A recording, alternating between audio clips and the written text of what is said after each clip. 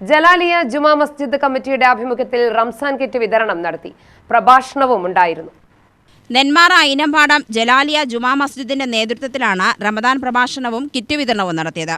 മുഹമ്മദ് ഹനീഫ ഹാജി അധ്യക്ഷനായി.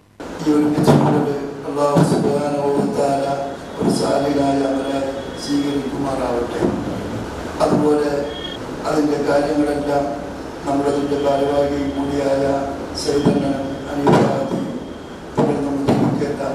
സംസാരിക്കും.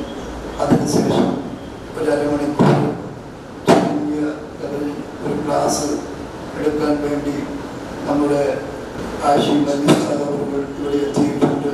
ഇൻഷാ അല്ലാഹ് അവർക്കത് പറയാനും നമുക്കത് കേൾക്കാനും അല്ലാഹു ഭാഗ്യം നൽകി അനുഗ്രഹിക്കുമാറാവട്ടെ. ഹനീഫ ഹാജി, സയ്യിദ് ഇബ്രാഹിം, മുജീബ് ബിസ്മി എന്നിവർ ചേർന്ന് കിറ്റ് വിതരണം നടത്തി.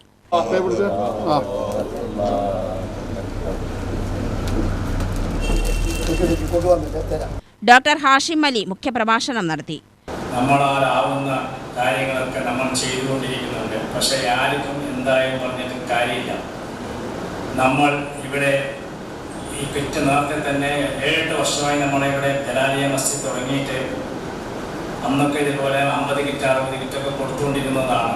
പക്ഷേ കൊറോണ വന്നതിന് ശേഷം ആകെ എല്ലാം താറുമാറായി.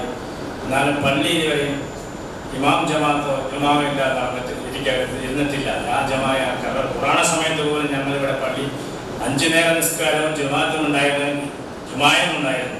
അത് ഇതുവരെ കുഴപ്പമില്ലാതെ പോയിക്കൊണ്ടിരുന്നത്.